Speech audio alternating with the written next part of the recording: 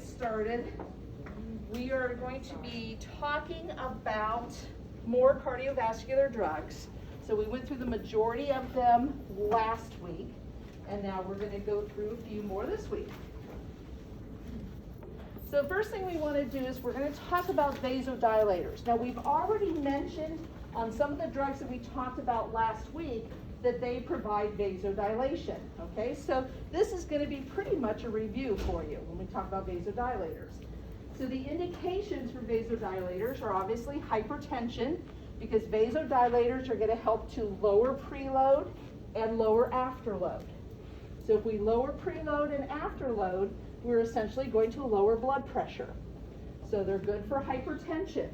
For congestive heart failure, by dilating the vessels, the blood is not coming back so forcefully into the heart. We all already know with congestive heart failure, we have weakened heart muscle.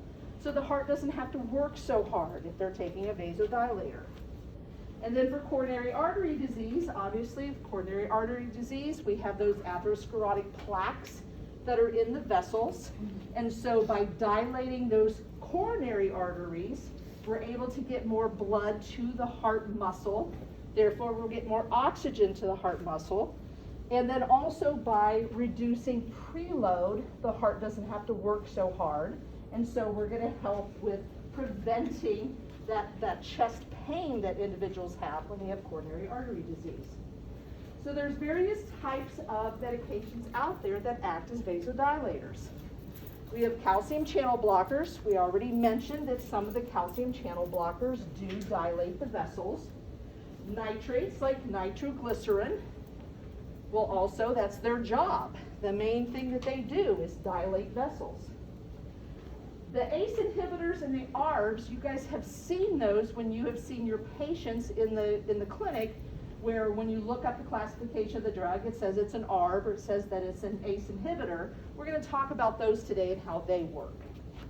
And then alpha receptor blockers, we know that the alpha receptors on the blood vessels, if we stimulate an alpha receptor, it causes vasoconstriction. So if we block those alpha receptors, we'll get vasodilation. And some of the side effects of drugs that are vasodilators is one is the postural hypotension or the orthostatic hypotension. This is when you have a patient in the dental chair and you sit them up too quickly, or they sit up and then they try to stand up too quickly, and all of a sudden the blood kind of plummets and then the blood pressure plummets and they can pass out on you. So if you have a patient who is taking most hypertensive medications, but if they're taking vasodilators, we want to make sure that when we bring them up that we just have them sit in the chair for a little bit and then have them get out of the chair slowly. The other side effect that can occur with vasodilators is headaches. So we know that with migraines, it's caused by dilation of the vessels in the brain. So if we are dilating vessels, we're also going to dilate vessels that are in the brain. And so a very common side effect with these medications is that patients have headaches. So now we want to look at ARBs and ACE inhibitors. And in order to do that, we need to understand the renin, angiotensin, and aldosterone system, okay? So first of all, we start in the liver. The liver produces a substance that's called angiotensinogen. Angiotensinogen is converted into angiotensin 1 by a substance called renin that is released by the kidney. So renin converts angiotensinogen into angiotensin 1. Now the lungs and the kidney produce an enzyme called ACE, which is angiotensin converting enzyme. Okay? What do you think angiotensin converting enzyme would do? Convert angiotensin, right? Okay. So what it does is it actually takes the angiotensin 1 and converts it into angiotensin 2. All right, so renin causes the conversion of angiotensinogen into angiotensin 1. ACE, or angiotensin converting enzyme, causes the conversion of angiotensin 1 to angiotensin 2. Now, once we have angiotensin 2, it does all kinds of things. So if we look at all of the different things that can be caused by angiotensin 2, we see that we can get an increased amount of sympathetic activity. So what happens if we increase sympathetic activity? What happens to the heart? Increases force of contraction and increases the heart rate, right? Okay. It also causes reabsorption of sodium back into the proximal and distal convoluted tubules in the kidney. If we reabsorb sodium, what follows it? What liquid follows it? Water. Okay? So if we reabsorb sodium, we're also going to be reabsorbing water, which means we're going to be retaining water. If we retain water, what happens to the volume of the blood? It increases, right? Okay. It also will stimulate the adrenal gland to release something called aldosterone. Aldosterone causes water retention. It will also cause vasoconstriction in arterioles. What happens if we constrict the arterioles? What happens to afterload?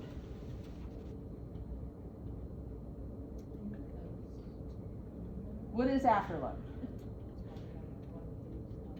It's that pressure of the blood as it's trying to leave the heart and go through the arteries, right? So if we make those arteries smaller, what happens to that pressure? It's going to increase. So what does it do to afterload? Increases it. Okay, good. The other thing that it does is it stimulates the pituitary gland to release ADH, which is anti-diuretic hormone. So if we have anti-diuretic hormone, that causes us to absorb water. So as we can see, angiotensin 2 causes an increase in sympathetic activity and retention of a lot of water and vasoconstriction. And all of these can cause what to the blood pressure?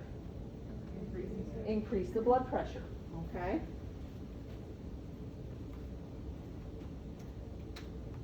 So, I got a little ahead of myself. Okay, so now this is the same thing, it just doesn't have all those pictures with it, okay? So this one may be a little bit easier to understand. We have angiotensinogen. Renin causes the conversion of angiotensinogen into angiotensin 1. Angiotensin 1, we have the angiotensin converting enzyme, or ACE, causes the conversion of angiotensin 1 to angiotensin 2. Angiotensin 2 will cause vasoconstriction and also cause aldosterone release. Those are the two biggies. And then we also know the increased sympathetic activity and the increased water reabsorption. Okay, so if someone is taking an ACE inhibitor, we're blocking that enzyme. Is an ACE inhibitor a ligand? No. No, because it blocks the enzyme. It doesn't bind with anything. All right, so an ACE inhibitor will stop the conversion or lessen the conversion of angiotensin 1 to angiotensin 2. So if we cannot get as much angiotensin 2, what's going to happen to the water in our bodies? We're going to start losing it, right? So we're not going to be retaining it like we were before. What's going to happen to the blood pressure? It's going to go down, okay? So the volume of blood will go down and the blood pressure will go down. Now, if we take an ARB is an angiotensin 2 receptor blocker. Okay, so an ACE inhibitor is an angiotensin converting enzyme inhibitor. And an ARB is an angiotensin II receptor blocker. So if we take an ARB, it's going to block the effects that occur that would happen if we stimulated those receptors. So is an angiotensin II receptor blocker, or an ARB, is it a ligand?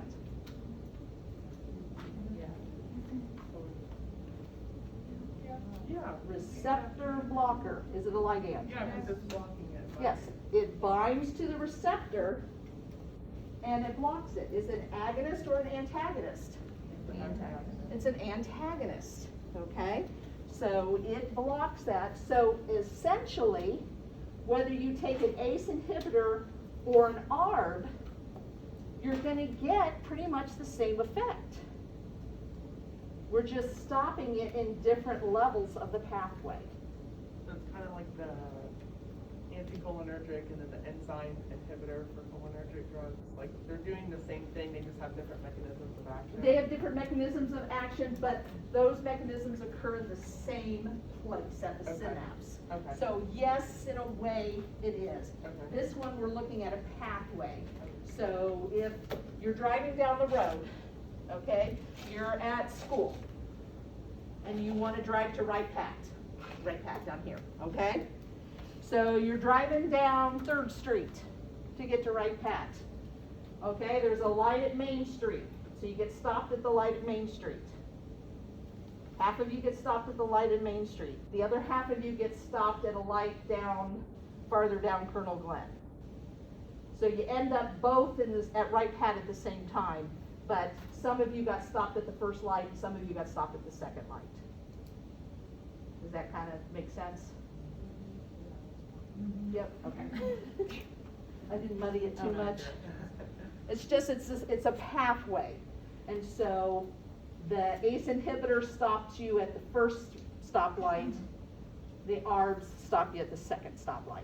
But in the end, you both get to Right Pat at the same time. Okay?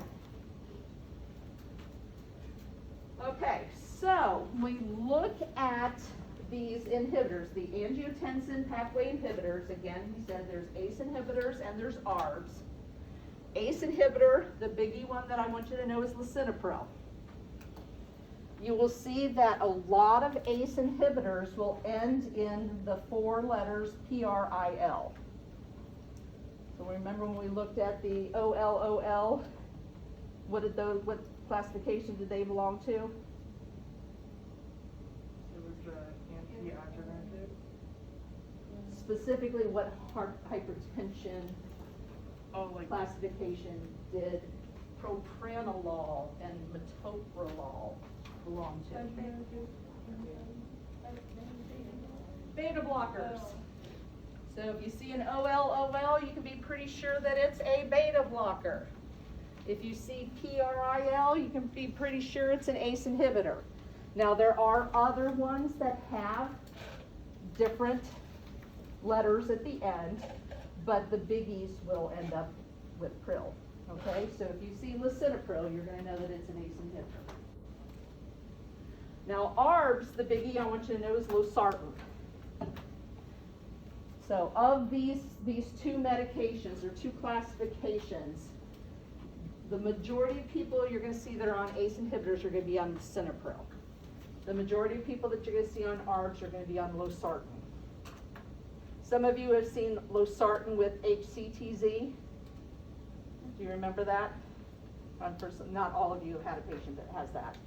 But the losartan with HCTZ is a combination drug of an ARB and a diuretic.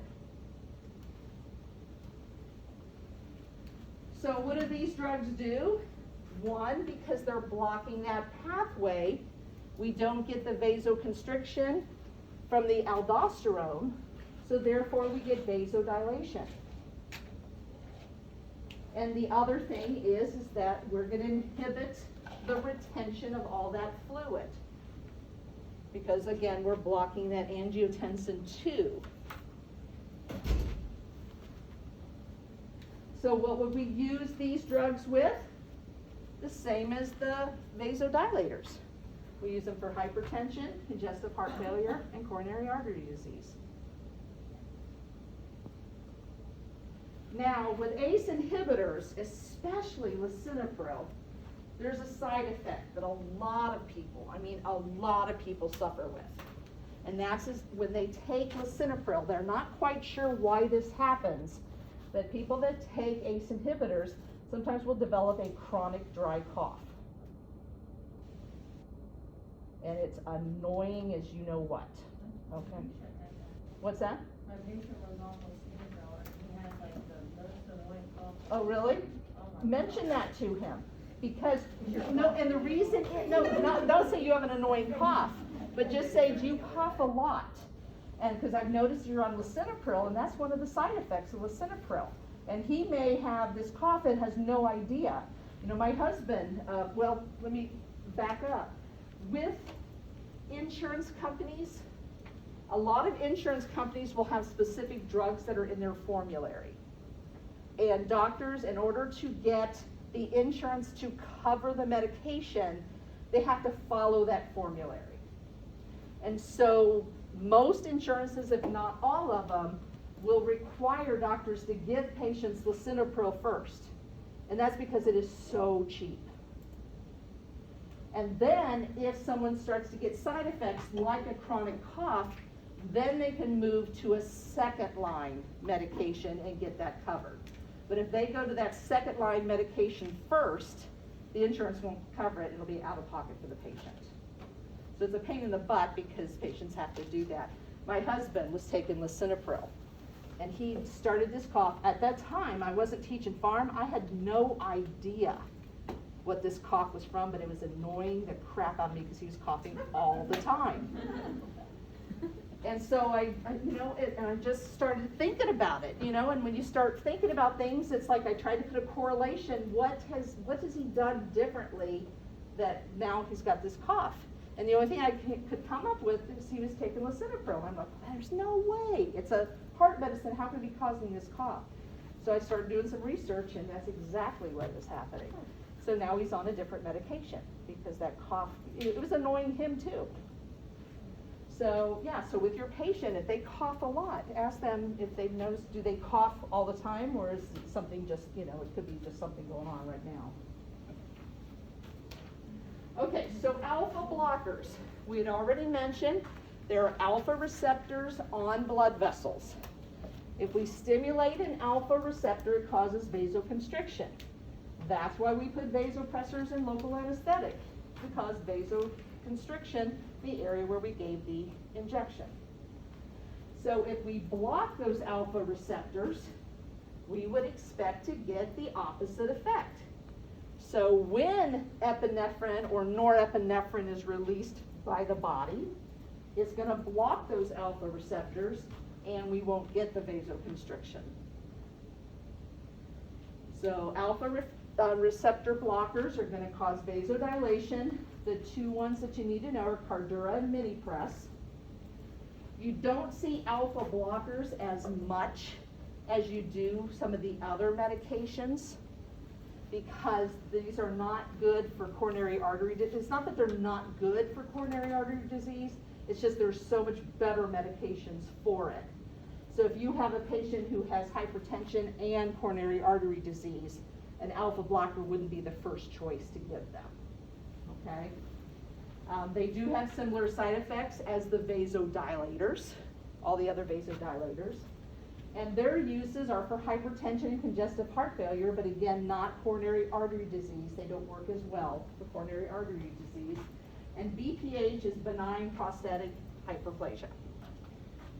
So when you have the guy that has the enlarged prostate, it works for that. And then there are some others, and these I want you to be familiar with, but I'm not going to test you on these, because these are just like others. There's not really a main classification, there's just others, okay? So there are some drugs that are centrally acting that actually work on alpha-2 receptors, which are in the central nervous system area of the body. And so clonidine and methyl-dopa are those. Again, you don't need to know these. There are some that will actually cause the depletion of norepinephrine at the synapses. So remember, norepinephrine is the postganglionic neurotransmitter. So if we deplete that norepinephrine at the synapse, we're not going to get as much of a sympathetic effect. There are some other vasodilators. There's actually a renin inhibitor. So remember where renin was in that pathway, we can block the renin, which essentially will have the same effect as the ARBs and the ACE inhibitors, but it's not used as often as the ARBs or ACE inhibitors are. And then there's aldosterone inhibitors. And there was somebody in here that had a patient that was taking spironolactone, and she said it's a diuretic. And I don't know who it was, but it does essentially act as a diuretic because it's blocking that aldosterone. But it's not the first drug of choice for a diuretic. Okay, so it has diuretic effects, but it is not labeled a diuretic. But it will help to reduce volume of blood. The other thing that you see this more often being used is not postmenopausal women, but adult women who have a higher than normal level of testosterone. So women who get adult acne, a lot of times it's related to having a little too much testosterone. Or sometimes you'll have women that start to lose hair, they have thinning hair. And again, that could be from too much testosterone. So those individuals, a lot of times they'll prescribe them spironolactone to block the testosterone, not the aldosterone. Okay? So again, be familiar with these because you might see patients who are taking these medications, but I'm not going to test you on these. I want you to know the bigger classification of drugs. All right, so what are some precautions or interactions with really any of these hypertensive medications, but especially ones that are going to cause, the ACE inhibitors or the ARBs that are going to cause the loss of the fluid? Sometimes you can get hypotension. You can lose too much fluid, you can lower blood pressure too much, and they become hypotensive. If that's the case, then the physician will adjust their medications, either lower the dosage or they may change it to a different classification of medication that doesn't cause as much fluid loss. The other is xerostomia. You're losing a lot of fluid, they can complain of dry mouth. All right, if we're going to use epinephrine, we need to be concerned about some of the medications that we have talked about today and last week because of the sudden hypertension with the beta blockers. You guys all remember the non-selective beta blockers and how we can get that sudden hypertension. There was a patient yesterday who was taking propranolol, but not for hypertension. She was taking propranolol for migraines. And it is a very common medication now for people to take for migraines. And you have to be careful with epinephrine with those individuals as well, but we don't see that spike in blood pressure in those individuals because they didn't have high blood pressure to start with. So if you have someone with hypertension and they're taking propranolol to lower that blood pressure, when we give them medications with epinephrine, we have a greater risk of having that spike in blood pressure than we do for an individual who's taking it for migraines. So you want to be aware that they're taking the propranolol, and you'll probably still stick to the cardiac dose, but you don't have to worry so much that they're going to have that spike in blood pressure because they didn't have the blood pressure to start with. Okay? And then arrhythmias. We had mentioned with some of the medications, you have to be careful when you give epinephrine because of triggering arrhythmias. And then we had mentioned this when we talked about the analgesics with NSAIDs. If you have someone who's taking NSAIDs with beta blockers, it can reduce the effectiveness of the beta blockers. And the same thing with the alpha blockers, ACE inhibitors, and the diuretics. All right, so now we're going to move to another category, and we're going to talk about antithrombotics. So now we're looking at blood clots. And there are medications that help to prevent the formation of blood clots. And there are medications that help to break up blood clots once they have formed. So when we look at the antithrombotics, one group of them are the antiplatelets. So we know when we get a clot, we get an aggregation of platelets, and then we get that fibrin meshwork around it, and that's how we build the clot. So the antiplatelets help to prevent the platelets from aggregating. And that is done with aspirin. So your patients that are taking that low-dose aspirin, they're taking it for the antiplatelet activity. There's another drug that used to be really big called persantine, but now there's some other drugs out there that the physicians tend to be using more. You probably have had patients that are taking Plavix. Okay, so Plavix is an antiplatelet medication. So what would you expect if they cut themselves? What would you expect to see happen? Would they bleed longer or shorter than the normal non-antiplatelet person? Longer. So depending on what kind of dental work is being done, there may need to be some adjustments on their medications. Now, for what you guys will be doing, we usually don't have to worry about it, but we'll talk about that here in just a little bit. All right, there's also anticoagulants. So the anticoagulants work on that fibrin mesh. So they help to prevent the formation of that fibrin mesh to hopefully prevent the formation of a clot. And that's Coumadin and heparin. All right, so, and I do want you to know all of these, because these are the most common ones. Then there's thrombolytics. So now we're looking at a clot is already there.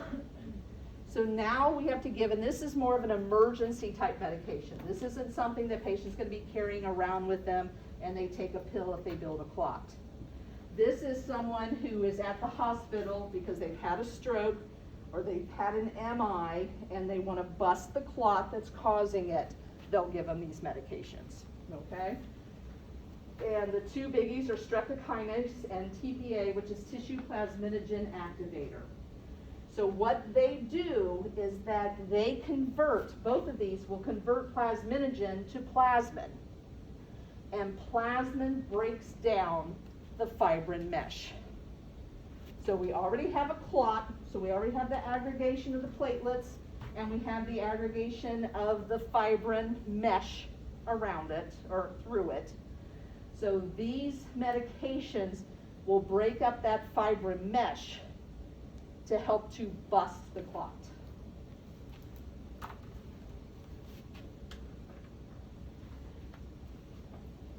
I'm not going to make you memorize this, okay? We're not going to, you already learned about some of the factors in the coagulation cascade. We learned about that already in pathology. What I want you to be familiar with the coagulation cascade is that there is an extrinsic pathway and there's an intrinsic pathway. The intrinsic pathway is basically just within the blood, and the extrinsic pathway is, the factors are in the tissue. Okay? Regardless of if it goes the intrinsic pathway or the extrinsic pathway, they all come together and do the same thing. So their job is to cause thrombin to convert fibrinogen into the fibrin clot. That's their job. When someone is taking a medication, whether it's an antiplatelet or an anticoagulant, it's designed to block one of these pathways. If we block these pathways, then we don't get the conversion of the fibrinogen to fibrin, or we lower it. It's very difficult to 100% block it, okay? But we do decrease the amount of fibrin that's available in order to form a clot. And we're going to talk about different tests, so I just want you to kind of keep in mind, remember the prothrombin time and the apartial thromboplastin time. We'll talk about those here in just a minute. So again, I don't want you to memorize which factors are which. We've already gone through that and talked about the important ones already. I just want you to understand that there's an extrinsic pathway and intrinsic pathway.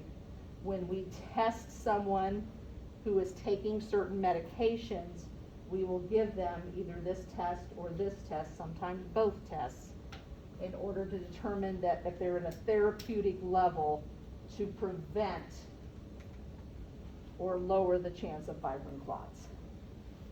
Okay? Is everybody following me with that? Okay. Okay, so when we look at the antithrombotics, I said we've got some that prevent or lower the chance of getting a clot, and there's some that are designed to break down a clot. So, thrombogenesis is the formation of a clot. Thrombolysis is the breakup of a clot.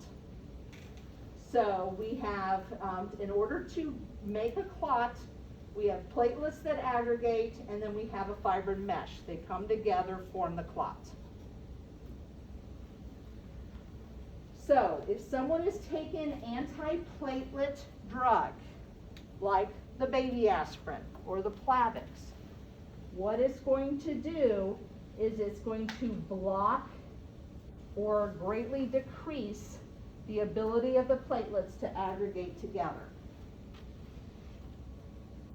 If someone is taking an anticoagulant, such as the heparin or the Coumadin, that is going to help to prevent the formation of the fibrin mesh. So again, lessen the chance of them getting a clot. If someone has a clot, then the thrombolytic agents will then cause the formation of plasmin from plasminogen. Okay, so they convert plasminogen to plasmin, and plasmin breaks down fibrin. So when it breaks down the fibrin, it busts the clot.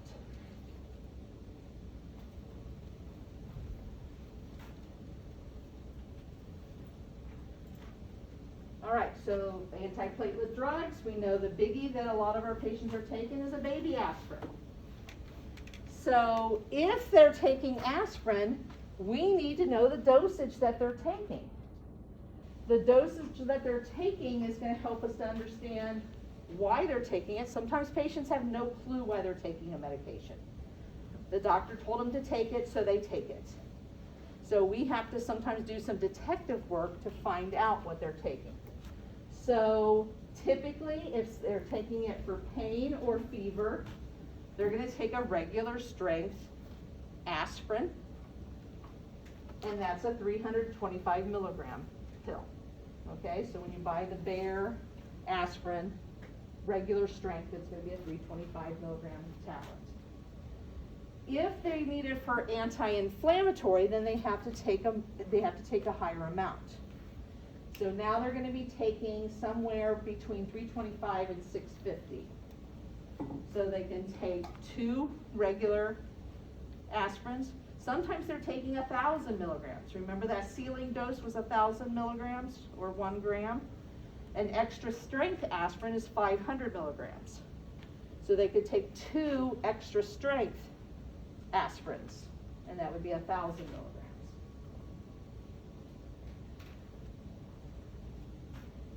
They're going to take it every 4 to 6 hours.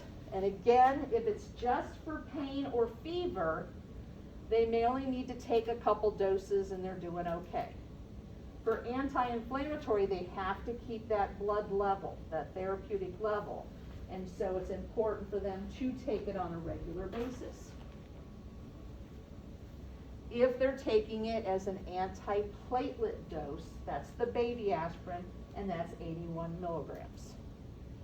So if they're taking a daily baby aspirin, are they getting any analgesic properties or antipyretic properties? No. No. Are they getting any anti-inflammatory properties? No. All right, so now we gotta go back to medical emergencies. Do you remember when there were times that we would give a patient aspirin? You guys remember when we would do that? What's that? Symptoms of MI. And how much would we give them and how would we give it to them? 325, chew it. Not sublingually, because the aspirin, have you ever seen anybody with an aspirin burn in their mouth? Yeah. When they have a toothache and they stick the aspirin right in the vestibule, right by the tooth, and all it does is eat up the tissue. So you would not want to do that because then they're going to have an MI and a really sore tongue. Okay? Now, are they going to care about their tongue? No, but still, we're going to care about it. So, yeah, if it's an emergency, then they're going to take a 325 milligram stat, uncoated, chew it up and swallow it. Or if we're nice, we'll give them 4 baby aspirins because they taste better. Okay? All right, some other antiplatelet drugs. Again, we had mentioned the Plavix and the Persantine. And these are going to be used for coronary and cerebrovascular disease. So this is to help if you have someone with coronary disease, or if you have someone who is having issues with cerebrovascular. We're talking about the blood vessels in the brain. We're trying to prevent a stroke. They can be taking Plavix or Persantine to prevent blood clots from causing an MI and to prevent blood clots from causing a stroke. It can also be used when a patient has a stent. When a patient has a stent, we know that we've got those atherosclerotic plaques in vessels. They stretch open the vessels, stick the stent in, and sometimes the stents are coated to hopefully prevent aggregation of cells along the stent, but it can still happen. So quite often when they first get a stent placed, they're going to take some sort of an antiplatelet to prevent a clot from forming because of the surgery with the stent. If they have an issue of having blood clots, then these individuals will most likely be on an antiplatelet drug or an anticoagulant drug to prevent more clots from occurring. And then if someone has some sort of a peripheral circulation impairment, so we have issues not with the vessels that are supplying or coming from the heart, but this is in the peripheral vascular system. So if we have issues with that where we're getting some clotting or something that's occurring in those vessels, we don't want to cause loss of body parts because of lack of blood and oxygen to those areas. So these individuals may be taking this to help with that circulation impairment. And Persantine is the better drug to choose for that because it also will help with some vasodilation. So if we have those peripheral circulatory vascular issues, we can dilate those vessels as well.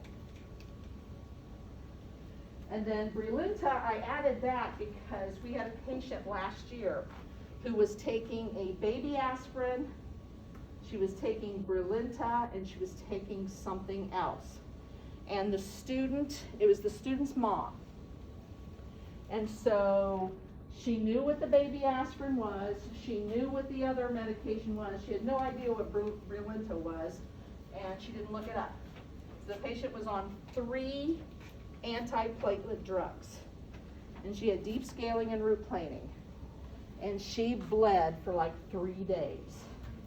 Okay, so we had to bring her back in and actually take gauze and put firm pressure on the areas, and we had to hold it for 10 minutes on every single one of those sites because she kept bleeding and bleeding, but the drugs were working, they were doing what they were supposed to be doing, but in this case, that student should have done a medical consult first to find out because she did not know. There were no records of any blood tests or anything that were done on this patient. So it's extremely important that you know these drugs. If you don't know the drug, look it up to see what it is so that we can make the decision whether a medical consult needs to be done. Now, I don't put the blame on the student. Partial blame is on the student, but I also blame the dentist who checked it off, because the dentist should have caught that as well. Okay? All right, so let's talk about anticoagulants.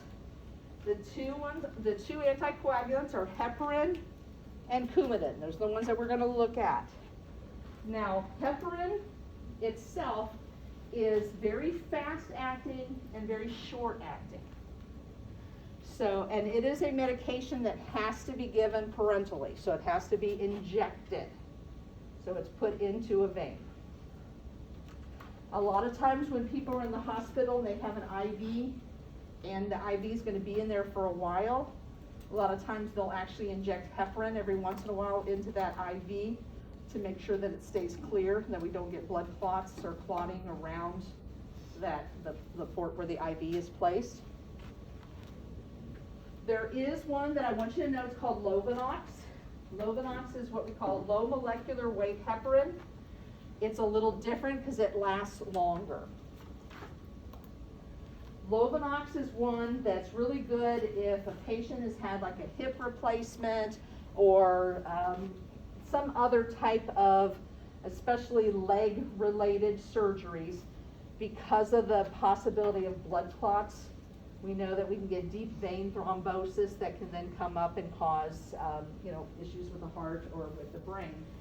And so a lot of times these patients will be getting these injections after having this treatment done. And Lovenox is an injection that you have to stick in your stomach. Okay, so you inject it right in your abdomen. So it has better control than just giving someone heparin. Remember when I talked about how important it is to know your differences between micrograms and milligrams and all that other stuff?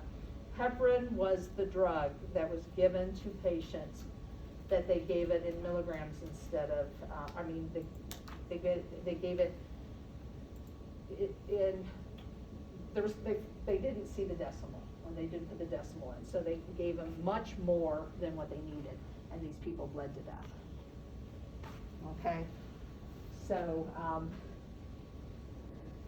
that's why I mentioned that it's so important to know your drugs and know when you read them, when you write them, make sure.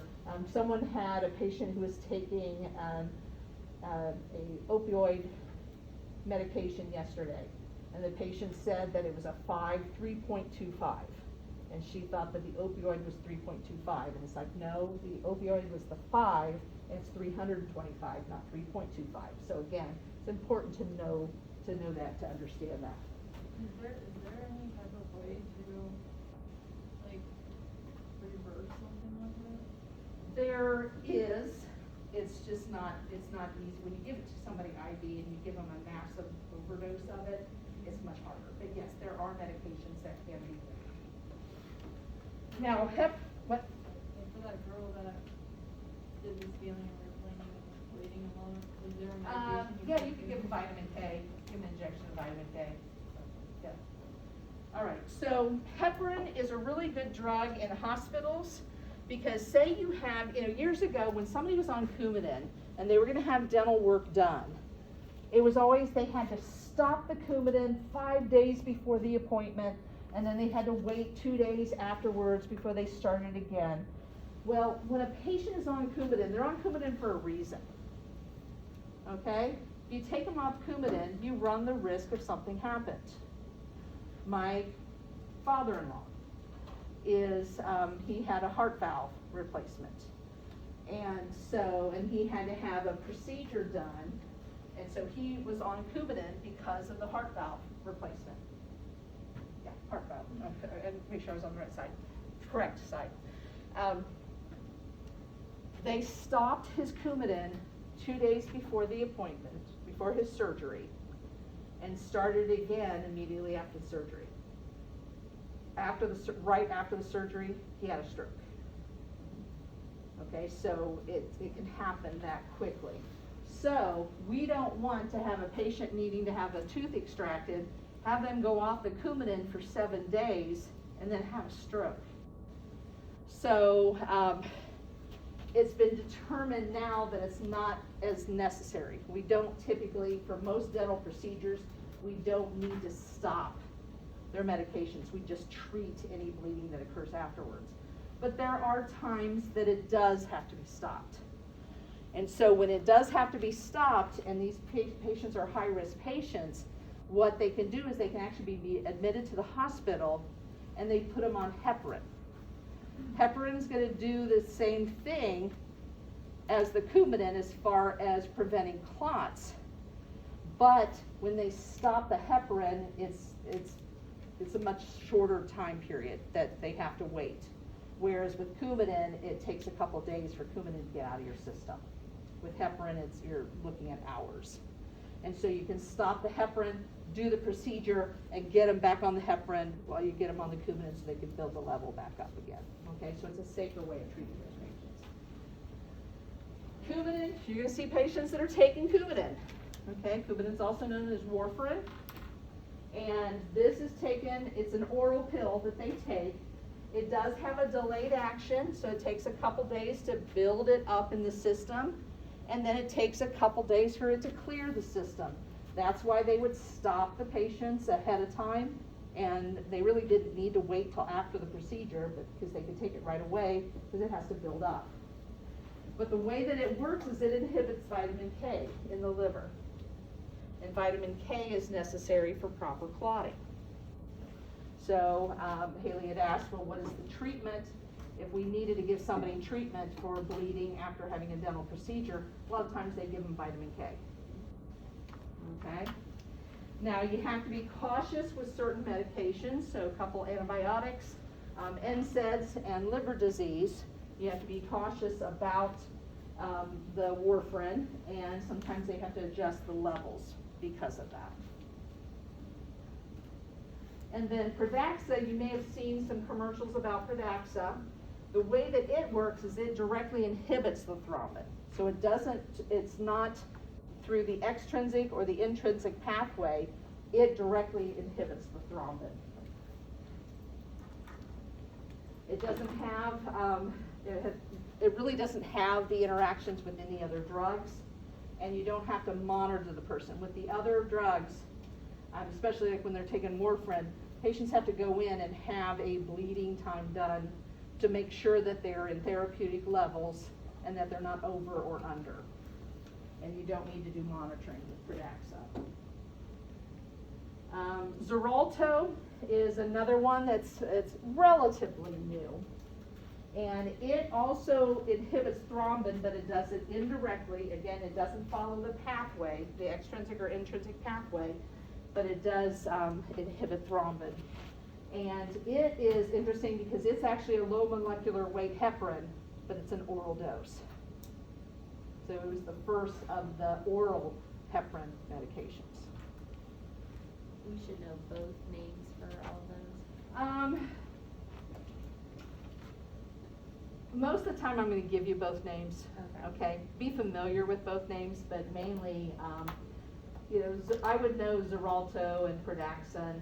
Warfarin, know both. Yeah. For the heparin, just know heparin, and then Lovenox would be fine. Yeah.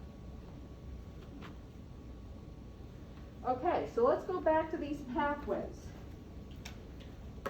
So again, when we look at the intrinsic pathway, the factors are within the blood. When we look at the extrinsic pathways, the factors are in the tissue. Heparin works through the intrinsic pathway. Coumadin or warfarin acts through the extrinsic pathway. Again, in the end, we get the same result. We're blocking or decreasing the formation of that fibrin. With the extrinsic pathway, again, the way it's monitored is through a prothrombin time, or a PT. And then the intrinsic pathway is monitored by the A partial thromboplastin time, or the APTT. So let's look at the tests and how they work. So a PT, again, stands for prothrombin time. And the prothrombin time is expressed as a ratio. So what they do is that they look at how long it normally takes for blood to clot. And blood typically will clot in about 12 seconds.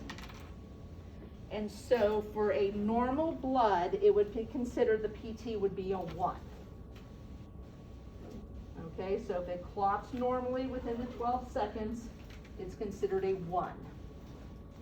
So when they test somebody who is taking warfarin or Coumadin, and they test them, they're going to determine how many seconds it takes for that blood to clot. And then based on that, they'll get a ratio of the number of seconds that it took and the number of seconds it would take for normal blood, and they get a number. So in this case, if the blood clots in 18 seconds, their PT would be a 1.5. So it would be 1.5 times the norm. All right, does that make sense? What if it clotted in 24 seconds? What would the PT be? 2, good, okay. So, for a PT, the therapeutic range is from 1 to 2. There was a huge problem with PT though, is that it depended on what lab you sent it to. So if you sent, say you took some blood and sent it to 4 different labs, you could actually get 4 different PT readings because it's based on their norm, and their norm may be 13 seconds, or they may be 10 seconds, or the reagent that they use is faster or slower. So if you did a PT on somebody and it happened to go to lab number 1 and you got a 1.5, and then 2 weeks later you send a PT and it goes to a different lab, or that lab is now using a different reagent, it could come back that it was a 2, but it was exactly the same both times. So you couldn't compare when you would get PTs back. So they had to come up with something that would be the same across the board. And so that's when they came up with the INR. So the INR is the International Normalized Ratio. And so the way that that works now is you could send a blood test to 4 different labs and you're going to get the exact reading from every single lab. Okay? So normal again would be a 1. And then depending on the condition that the patient has, the therapeutic range would be anywhere from 1.5 to 4. So again, this is more accurate. So when I ask you guys, well, what's their INR? And you don't know, or you tell me, oh, well, their INR in 2017 was 1.5, that tells me absolutely nothing. These patients who are on these medications get regular anticoagulant values. And so, depends on the office. It could be if they're just beginning to, because when they first start giving medications to a patient, they have to go through a period where they do a lot of adjustments because they don't know how the body's going to react and what the value is going to be. So it could be once a week for a period of time until they get them to the right level. Once they're to the right level, it could be every 3 months, every 6 months. It really depends on the office and the severity of their condition. So, but what you can ask is, when is the last time they checked your bleeding time, and do you remember what your INR number was? If they don't know, have them find out, or if you're getting ready to do scaling and route planning, call the office and ask them, okay? So, depending on the condition the patient has, that will determine what the INR level should be. So if a patient has AFib, someone with AFib has a higher risk of developing blood clots. And so their INR needs to be somewhere between 1.5 and 3, which you can see normally with a PT, it would be 1.2 to 1.6. If you notice, most of the PTs are around the same, okay? If they have deep vein thrombosis, or they've had a myocardial infarction, and we're preventing that from occurring again, their INR is going to be 2 to 3. If they have a prosthetic valve, their INR is going to be 2.5 to 3.5.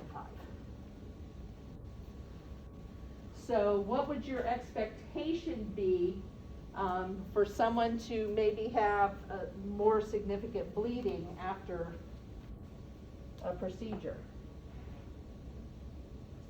You're probably leaning more towards the higher level. Okay, so if your patient has a prosthetic valve and they're not taking an anticoagulant, or they haven't listed the anticoagulant, ask them, are you taking anything to thin your blood? Because they don't know what an anticoagulant is. But they know what oh yeah, I'm taking something to thin my blood. All right, so what do we need to do? We see that a patient's taken warfarin, or they're taking one of these medications. Well, first of all, we're just doing a routine prophy on them. Nothing to worry about. Okay, you can go ahead and move on. If you're planning on doing some subgingival scaling, then we need to know what the INR is. Most likely they will not have a PT, because I don't know of anybody who uses PT anymore, okay? But there could be somebody out there that does PT still. So if you're doing subgingival scaling and they tell you their PT is less than 2, or their INR is less than 3.5, no worries. You may still have a little bit more bleeding than what you would expect, but it's manageable. If their PT is greater than 2, or their INR is greater than 3.5, then we need to hold off and we need to do a consult with their physician. Physician may want to give them some vitamin K or something ahead of time, because they typically don't want to stop the medications, because again, they're taking that medication for a reason.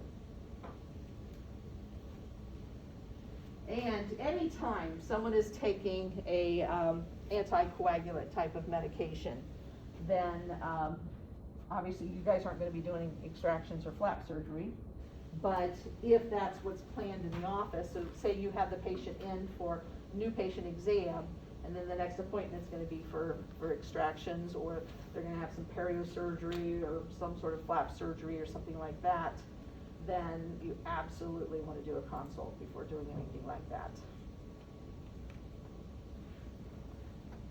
All right, and what do we do if patient does have significant bleeding afterwards, or bleeding not necessarily significant, but more bleeding than what you would want? Vitamin K, direct pressure on the one lady, that's what we did. We did direct pressure. We literally squeezed the tissue with gauze, with our fingers, for 10 minutes each site in order to get it to stop. But then, like, if you were doing scaling or reclaiming and we used epinephrine in our local anesthesia, that would help with the That'll bleeding help a for little bit. about a minute. Huh? Yeah, epinephrine doesn't last long. Okay. Yeah, so yeah, you'll get some vasoconstriction, and so you'll get less bleeding, but usually we'll do that, like if we're gonna get an impression or something, we need to stop the bleeding or need to place a restoration, you can do that, but it doesn't last very long. Yeah. So, and then sometimes we actually need to suture. So say you're scaling somebody, you know, you got that flappy tissue. Sometimes we actually have to suture that tissue in place. So like the facial and the lingual papillas, we'll suture them together in order to try to stop the bleeding. Okay? All right, so now we're just gonna do a quick summary. These are all the drugs that we talked about. When we look at this, the P means it's a primary drug for that condition. The A means it's an accessory drug, and if it's blank, it's not used. Okay? So, the thing I want you to remember with digitalis, remember how we talked about that it is a primary drug to use for congestive heart failure, but it's not the drug of choice because it has such a small therapeutic index. You guys remember that? Okay. All right, so, but we can see, I'm not going to go through all of these, but you can see here the ones that are primary for specific conditions. And then, now these are important, but when you guys go back and look at these slides, I want you to look at the one with audio. Don't just go in and try to look at the slide because it's going to make absolutely no sense to you when you look at it, okay? But if you do it with the audio or as we're doing it here, it'll make more sense, okay? Because when you look at it, just the slide, it just has a bunch of pluses and minuses and all that other stuff. It's like, what the heck does that mean, okay? All right, so we look at congestive heart failure. When we look at congestive heart failure, what are the issues that are going on with congestive heart failure? What's going on with the heart muscle? It's weak, so it can't pump very well. So it maybe needs help pumping, right? It doesn't have that contractility or the compliance or the contractility.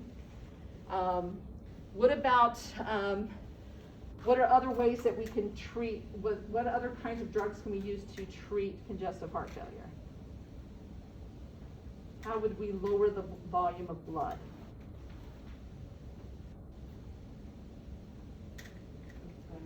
Diuretics, right? Okay, so let's look at what we can do with congestive heart failure, okay? So with congestive heart failure, one of the drugs we can use are vasodilators. What do the vasodilators do? They lower preload, right? Okay, what do diuretics do? They lower the volume. What does digitalis do?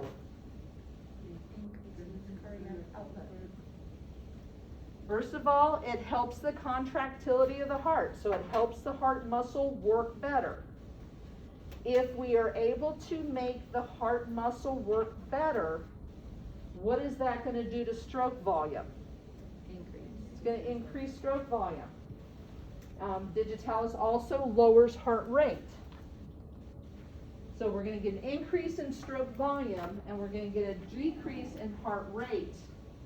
But in the end, we're going to get an increase in cardiac output. So the stroke volume outweighs the decrease in heart rate, and so we're going to get an increase in cardiac output. All right, did everybody follow me with the congestive heart failure?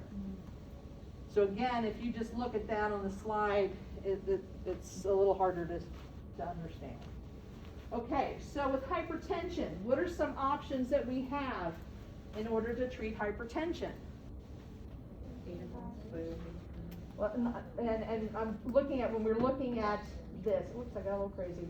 When we're looking at this, what kind of things can we do in order to lower blood pressure? We can reduce preload. We can reduce cardiac output. We can reduce cardiac output.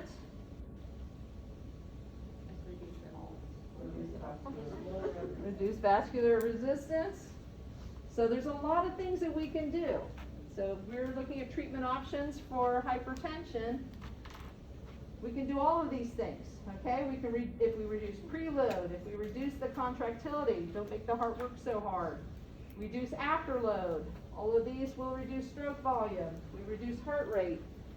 We can get reduced in cardiac output. We get a reduction in cardiac output. We get a reduction in systolic blood pressure.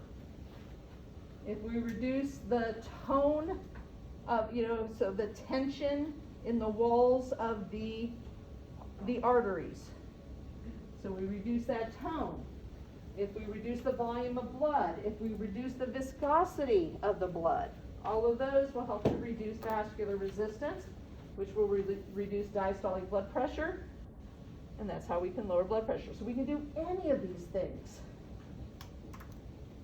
to reduce blood pressure. Okay, so let's look at some of the things that we can do.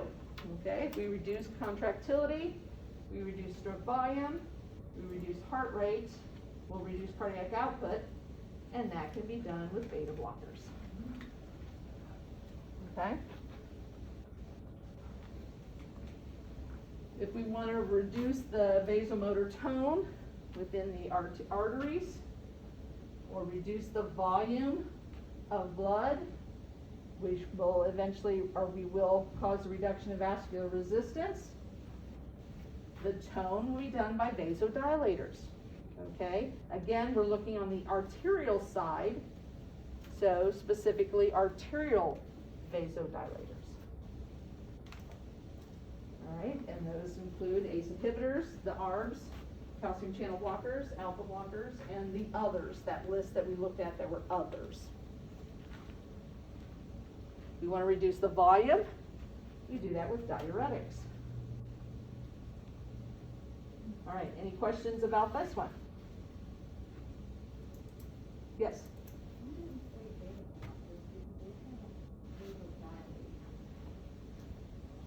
Now, say what?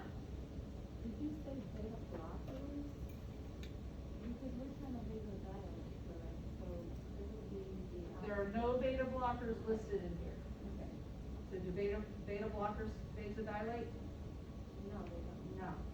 No, so we would not use a beta blocker to reduce vasomotor tone. We would use beta blockers for this. They reduce heart rate and they reduce contractility of the heart. Okay?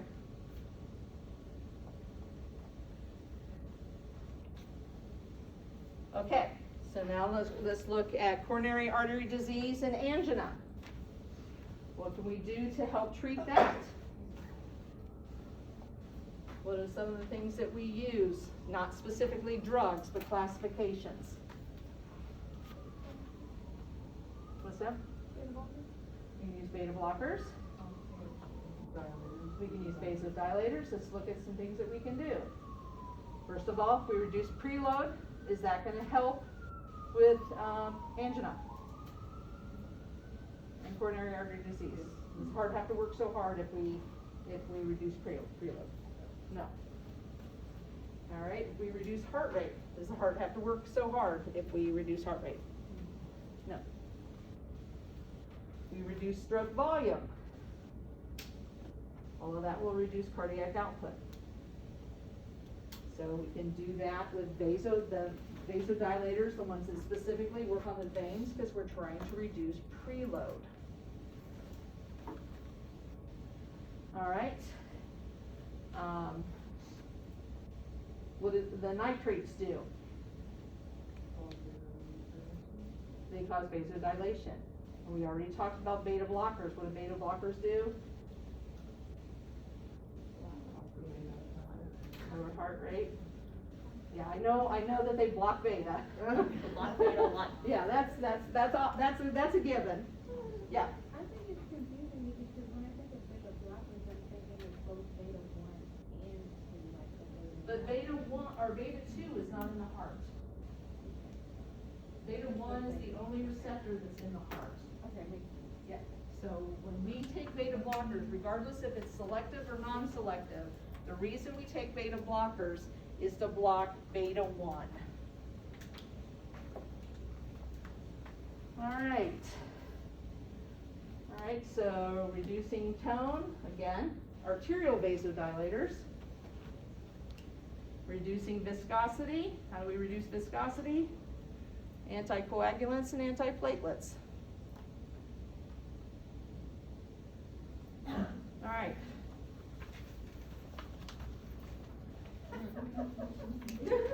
All right, any questions? Yes. So, the difference between the antiplatelet and the anticoagulant, because in my mind, the anticoagulant is to stop the blood from clotting, correct? Both of them stop the blood from clotting. It's just the antiplatelets stop the platelets from aggregating. Anticoagulants stop the fibrin mesh. And the plot is a combination of platelets and fibrin mesh. All right, any other questions? So like I said, when you look at these slides, make sure you look at the audio one, because it'll make more sense than to just look at this and try to make sense of that. Okay?